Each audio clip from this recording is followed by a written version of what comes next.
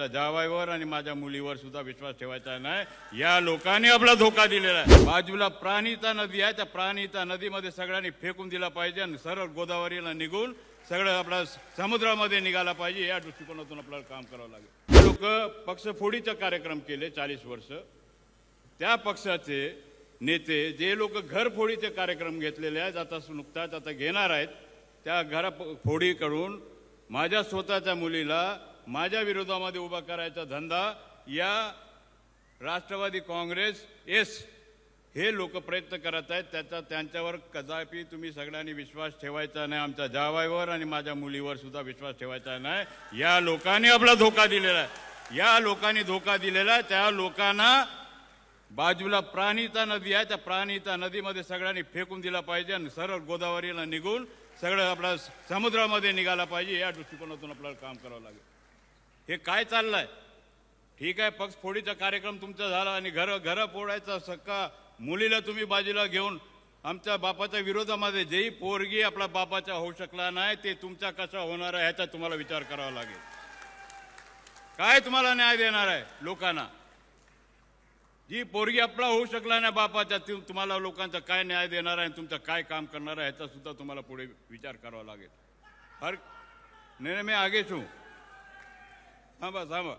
तर हे सगळं आपल्याला करायचं आहे आणि हे सर्व करत असताना दादा आपल्याला इतकंच विनंती करतो, मागे आपण हे 100 बेडेड हॉस्पिटल जे इथे बांधलेलं आहे, जवळजवळ 2 महिना झालेला आहे, महिला हॉस्पिटल आहे, त्यांचं जे पद रिक्त आहेत,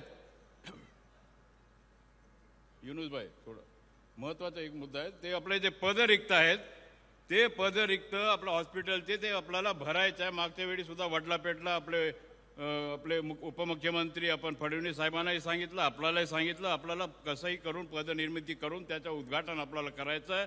पुन्हा आपल्याला एरीला यावं लागेल असं प्रकारचं आपल्याला सांगू इच्छितो।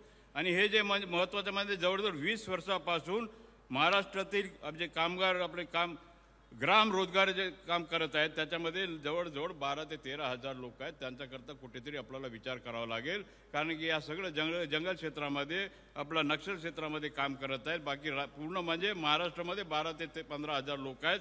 त्यांच्याकरता सुद्धा आपण सगळ्यांकरता आपण तिजोरी उघडून दिलेलं आहे। या गरीब लोकांकरता सुद्धा आपण तिजोरी जर उघडला, मला वाटते हा पूर्ण लोक आपला पाठीशी उभा राहतील आणि आपला राष्ट्रवादी काँग्रेसला मदत होण्याच्या दृष्टिकोनातून सुद्धा आपल्याला विचार करतील। आपल्या पाठीमागे बसलेले त्यांचे नेते आहेत युनुस शेख, आणि ते आपल्याला फार मोठा मदत होऊ शकते। त्या दृष्टिकोनातून सुद्धा आपण हे काम करावं। बाकी सगळं अधिक मी काय बोलणार नाही। आपल्याला परत जायचं आहे।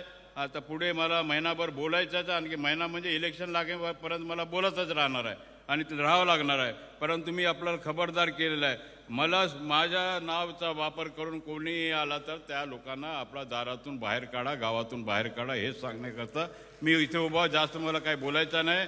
होत आहे खुर्ची एक आहे, एक खुर्ची आहे, एक खुर्चीवर कोणाला बसायचं आहे ते बसत असताना मी माझ्या तलवार म्यानातून काढलेला आहे आणि माझ्या तलवारला दोन्ही बाजू धार आहे।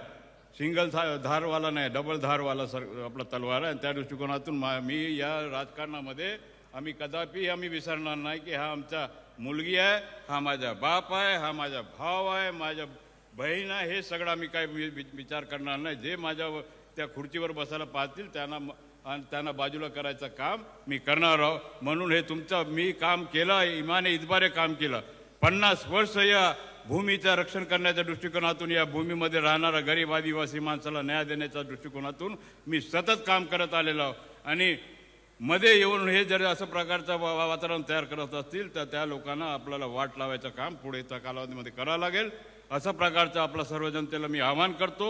आणि शेवटचा श्वास असेपर्यंत एक मुलगी गेला तरी चालेल, एक मुलगी माझ्याकडे आहे, दुसरी माझा मुलगाही मागे बसलेला आहे, आणि दोघेही असल्यानंतर माझा एक भाऊ, सक्का भाऊ जो विरोधात गेला तो सुद्धा माझ्या मागे उभा झालेला आहे। महाराष्ट्रातील सर्व बातम्यांचे विश्वासार्ह व्यासपीठ, सकाळच्या सर्व सोशल मीडिया प्लॅटफॉर्मला लाईक, फॉलो आणि सबस्क्राईब करा। तसंच सर्व नोटिफिकेशनसाठी बेल आयकॉन प्रेस करायला विसरू नका।